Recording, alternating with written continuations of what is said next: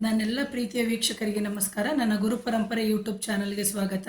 ಪ್ರಿಯ ವೀಕ್ಷಕರೇ, ಎಷ್ಟೋ ಜನಗಳ ಮನೆಯಲ್ಲಿ ಕೆಲಸ ಆಗದೇ ಇರುತ್ತೆ. ಅಂದರೆ ಒಂದು ಮನೆ ಕಟ್ಟಕ್ಕೆ ಆರಂಭ ಮಾಡಿರ್ತಾರೆ, ನಿಂತೋಗಿರುತ್ತೆ. ಒಂದು ಸೈಟ್ ತೊಗೊಳಕ್ಕೆ ಅಂತ ಹೋಗಿರ್ತಾರೆ, ಅದು ನಿಂತೋಗಿರುತ್ತೆ. ಅಥವಾ ಮಕ್ಕಳ ವಿದ್ಯಾಭ್ಯಾಸಕ್ಕೆ ಅಂತ ಸೇರಿಸ್ಬೇಕು ಅಂತ ಹೋಗಿರ್ತಾರೆ, ಅದಕ್ಕೂ ಅಡೆತಡೆ ಆಗುತ್ತೆ. ಅಥವಾ ಸಾಲ ಈಸ್ಕೊಂಬಂದಿರ್ತೀರಿ, ಸಾಲಕ್ಕೆ ಹೋಗಿ ವಾಪಸ್ ಅವ್ರು ಕೊಡೋಕ್ಕೆ ಆಗದೇ ಇರುವಂಥದ್ದು. ಈ ಥರ ತಡೆ ಆಗುತ್ತಿರುವಂತಹ ಎಲ್ಲ ಕೆಲಸಗಳಿಗೂ ನೀವು ಮಾಡುವಂತಹ ಪರಿಹಾರ ಏನು ಅಂತಂದರೆ, ಮೊದಲಿಗೆ 21 ಕಾಳು ಮೆಣಸನ್ನು ತಗೋಬೇಕು. ಕಾಳು ಮೆಣಸು ಅಂತಂದರೆ ಕಪ್ ಮೆಣಸು ಅಥವಾ ನಾವು ಪೆಪ್ಪರ್ ಅಂತ ಏನು ಹೇಳ್ತೀವಿ, ಅದನ್ನು ನೀವು ತಗೋಬೇಕಾಗುತ್ತೆ. ಆ ನಂತರದಲ್ಲಿ ನೀವೇನು ಮಾಡಬೇಕು ಅಂತಂದರೆ, ಇದನ್ನು ಮಾಡುವಂಥದ್ದು ಅಷ್ಟಮಿ ತಿಥಿ ಅಂತ ಬರುತ್ತೆ. ಸಪ್ತಮಿ ತಿಥಿ ಆದ ನಂತರ ಅಷ್ಟಮಿ ತಿಥಿ ಬರುತ್ತೆ. ನೀವು ಕ್ಯಾಲೆಂಡರಲ್ಲಿ ನೋಡ್ಕೊಳ್ಳಿ ತಿಥಿಗಳನ್ನ. ಆ ನಂತರದಲ್ಲಿ ಒಂದು ಬಿಳಿಯದಾಗಿರುವಂಥ, ನಾವು ಎಳ್ಳು ಬಟ್ಟೆ ಕಟ್ಟತ್ತೀವಲ್ಲ ನೋಡಿ, ಎಳ್ಳು ಬಟ್ಟೆಗಳನ್ನ ಕಟ್ಟಕ್ಕೆ ಉಪಯೋಗಿಸ್ತಾರಲ್ಲ, ಕಪ್ಪು ಬಟ್ಟೆ, ಅದೇ ರೀತಿಯ ನಿಮಗೆ ಮಲ್ ಬಟ್ಟೆ ಅಥವಾ ಲೈನಿಂಗ್ ಕ್ಲಾತಲ್ಲಿ ಸಿಗುತ್ತೆ ನಿಮಗೆ ಬಿಳಿಯ ಬಟ್ಟೆ, ಅಥವಾ ಚೆನ್ನಾಗಿರೋದೇ ಬಿಳಿಯ ಬಟ್ಟೆ ತೊಗೊಂಡ್ರು ತುಂಬಾ ಸಂತೋಷ. ಆ ಥರ ಬಟ್ಟೆಗಳನ್ನ ತೊಗೊಂಡು ಬನ್ನಿ. ತೊಗೊಂಡು ಬಂದ್ಬಿಟ್ಟು ಏನು ಅಂತಂದರೆ, 21 ಕಾಳು ಮೆಣಸಿಗೆ ಒಂದಿಷ್ಟು ಅಗಲ ಸಾಕಾಗುತ್ತೆ, ಒಂದು ಖರ್ಚಿಪಷ್ಟು ಅಗಲ ಸಾಕಾಗುತ್ತೆ. 21 ಕಾಳು ಮೆಣಸುಗಳನ್ನ ನೀವೇನು ಮಾಡಬೇಕು ಅಂತಂದರೆ, ಸಪ್ತಮಿ ತಿಥಿಯ ದಿನ ಅಂದರೆ ಅಷ್ಟಮಿ ದಿನ ನೀವು ಕಾಲಭೈರೇಶ್ವರನ ದೇವಸ್ಥಾನಕ್ಕೆ ಹೋಗಬೇಕಾಗುತ್ತೆ.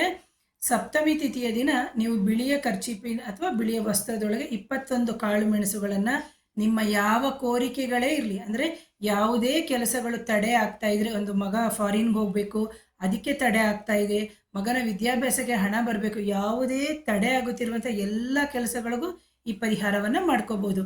ಆಗ ನೀವೇನು ಮಾಡಬೇಕಾಗುತ್ತೆ ಅಂತಂದರೆ, ಬಿಳಿಯ ಬಟ್ಟೆಗೆ ಮೇಲೆ 21 ಕಾಳು ಮೆಣಸನ್ನು ಮೊದಲಿಗೆ ಹಾಕೋಬೇಕು. ಹಾಕಿದ ನಂತರ ಚೆನ್ನಾಗಿ ಅದನ್ನು ಒಂದು ಬಿಳಿಯ ದಾರ ಅಥವಾ ಕೆಂಪು ದಾರ ಅಥವಾ ಅರ್ಶಿನ ದಾರ ಅಂತ ಏನಿರುತ್ತೆ ಅದನ್ನು ಕ್ಲೀನಾಗಿ ಕಟ್ಕೋಬೇಕು.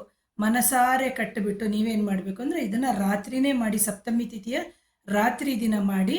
ಆ ನಂತರ ಒಂದು ಸಣ್ಣದಾಗಿರುವಂಥ ಮಣ್ಣಿನ ದೀಪವನ್ನು ತಗೊಳ್ಳಿ, ಅಥವಾ ಎಂಜಿಲ್ ಮಾಡದೆ ಇರುವಂತಹ ಒಂದು ಸ್ಟೀಲ್ ಬಟ್ಲೋ ಅಥವಾ ಒಂದು ಮಣ್ಣಿಗೆ ಸಂಬಂಧಪಟ್ಟಿರೋದು ಅಥವಾ ಬೆಳ್ಳಿದು ಯಾವ್ದು ಬೇಕಾದರೂ ತೊಗೋಬೋದು, ಬಟ್ ಎಂಜಿಲ್ ಆಗಿ ಇರಬಾರ್ದು. ಅಥವಾ ಮಣ್ಣಿನ ಹಣತೆ ಇದ್ದರೆ ಇನ್ನೂ ಒಳ್ಳೆಯದೇ, ಅದನ್ನು ಉಪಯೋಗಿಸಿರೋದಿದ್ರೂ ಪರವಾಗಿಲ್ಲ, ಅಥವಾ ಅದಕ್ಕೆ ಅಂತ ಹೊಸದಾಗಿ ಏನು ತೊಗೊಂಡು ಬರೋವಂಥ ಅವಶ್ಯಕತೆ ಇಲ್ಲ ಪ್ರಿಯ ವೀಕ್ಷಕರೇ. ಸೊ ಇದು ಸಪ್ತಮಿಯ ದಿನ ನೀವೇನು ಮಾಡಬೇಕು, ಒಂದು ಎಳ್ಳೆಣ್ಣೆ ಅಥವಾ ಬೆಳ್ಳಿ ಬಟ್ಲಾಗಿರ್ಬೋದು, ಮಣ್ಣಿನ ದೀಪ ಆಗಿರ್ಬೋದು, ಯಾವುದಕ್ಕೆ ಬೇಕಾದರೂ ನೀವು ಅದನ್ನು ಎಳ್ಳೆ ಎಣ್ಣೆನ ಹಾಕಬೇಕು.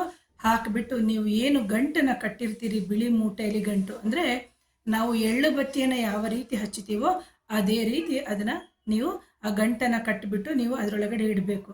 ಇಟ್ಟು ಮಾರನೆಗೆ ಅಂದರೆ ಅಷ್ಟಮಿ ತಿಥಿ ಇರುತ್ತಲ್ಲ, ಅಷ್ಟಮಿ ತಿಥಿಯ ದಿನ ಹೋಗ್ಬಿಟ್ಟು ನೀವು ಕಾಲಭೈರೇಶ್ವರನ ದೇವಸ್ಥಾನಕ್ಕೆ ಹೋಗಬೇಕು.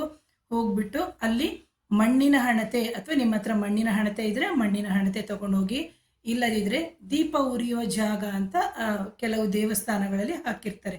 ಸೊ ನೀವೊಂದು ಮಣ್ಣಿನ ದೀಪ ಇಟ್ಟು ಅದಕ್ಕೆ ಶುದ್ಧವಾದ ಕರ್ಪೂರದಿಂದ ನೀವು ಅದನ್ನು ಹಚ್ಚಬೇಕು. ಇಲ್ಲದಿದ್ದರೆ ಬೆಂಕಿಪಟ್ಟಣ ತಗೊಂಡು ಗಂಧದ ಕಡ್ಡಿ ಹಚ್ಚಿ, ಆ ನಂತರ ಹಚ್ಚಿ.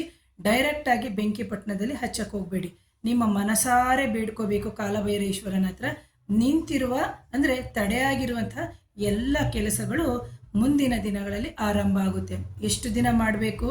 ಪ್ರತಿ ಅಷ್ಟಮಿ ದಿನದ ಬಂದಂತಹ ಸಂದರ್ಭದಲ್ಲಿ ಮಾಡಿ. ಮೇಡಮ್ ಒಂದು ಸತಿ ಮಾಡಿದ್ದೀನಿ ಪರಿಹಾರ ಆಗಿಲ್ಲ, 2 ಸತಿ ಮಾಡಿದ್ದೀನಿ ಆಗಿಲ್ಲ ಅಂತ ಕೇಳಕ್ಕೆ ಹೋಗ್ಬೇಡಿ. ಇದನ್ನು ಪ್ರತಿ ಬಾರಿ, ಅಂದರೆ ನಿಮ್ಮ ತಡೆಯಾಗುತ್ತಿರುವಂಥ ಕೆಲಸಗಳು ಸರಿಯಾಗುವ ತನಕನೂ ಮಾಡ್ತಾ ಹೋಗಿ. ಇದಕ್ಕೇನು ಅತ್ಯಂತ ಖರ್ಚಿಲ್ಲ, ಸಾಧ್ಯವಾದಷ್ಟು ಮಾಡ್ತಾ ಹೋಗೋದ್ರಿಂದ ನಿಮ್ಮ ಜೀವನದಲ್ಲಿ ತಡೆಯಾಗಿರುವಂಥ ಕೆಲಸಗಳಾಗುತ್ತೆ. ಹಾಗೆ ನನ್ನ ಚಾನಲ್ನ ಮೊದಲನೇ ಬಾರಿಗೆ ಯಾರು ನೋಡ್ತಾ ಇದ್ದೀರಿ, ದಯವಿಟ್ಟು ಚಾನಲ್ನ ಸಬ್ಸ್ಕ್ರೈಬ್ ಮಾಡಿ, ಶೇರ್ ಮಾಡಿ, ಲೈಕ್ ಮಾಡಿ, ಕಮೆಂಟ್ ಮಾಡಿ. Once again thank you.